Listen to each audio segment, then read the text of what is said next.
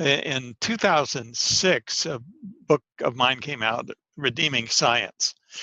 And that was about Christian worldview, but it used the issues of Genesis and creation and issues of Darwinian evolution as sample cases of, but the point was, how do you reason about science from a Christian framework? Because a lot of a kind of atheistic background and framework has made a lot of inroads in science, so that people think of scientific claims often as supporting atheism, but it's actually materialist philosophy that's being read into the scientific work and then read back out.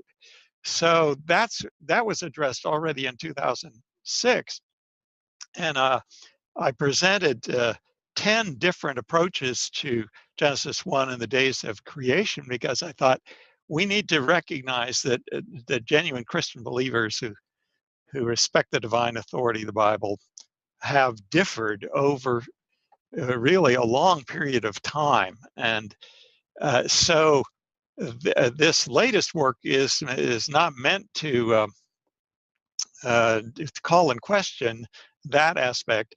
But since that time, I've continued to watch people both from Old Testament and from systematic theology and from scientists as well, tackling things in Genesis and not doing very well, in my opinion. Right. Mm-hmm. Because at the heart of it, I think, is hermeneutical issues. If you get your hermeneutics wrong, if, for instance, I mean, to take a more extreme case, if you think that the first chapters of Genesis are edifying fiction, or that they're overlaid with some kind of mythological thing from the ancient Near East, then that's going to wreck everything. So some of those issues have to be addressed. One of the issues, obviously, is the Bible actually the Word of God? Now, to most of our listeners, that's an easy answer, but it's an answer that has to be there if you're going to interpret Genesis well. Yeah. So it's that kind of thing that I decided, there's more to be said to help people understand critically some of the things that are coming out that are not reasonable hermeneutics, and they're slanted in one way or another.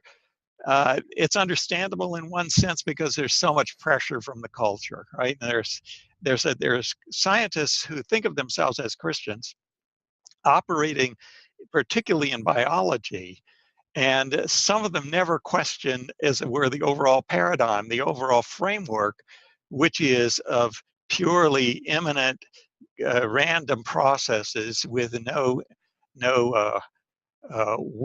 special work of God. Mm-hmm. If they never question that, then they're going to come to the Bible trying to make the Bible fit into a framework which is not a natural framework for it.